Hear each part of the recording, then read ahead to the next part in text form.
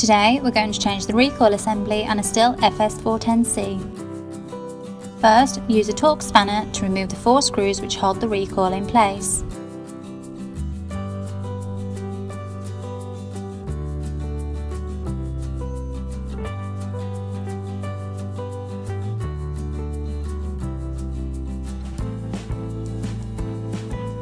Once they're removed, you can then free the recoil from the machine.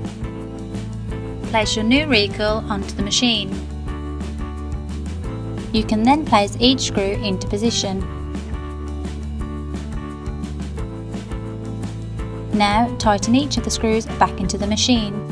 This will secure the recoil assembly.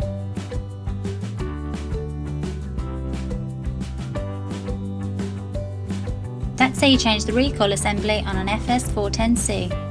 All the parts and tools needed for this task are listed in the description below. Please like, share and subscribe if you found this video helpful.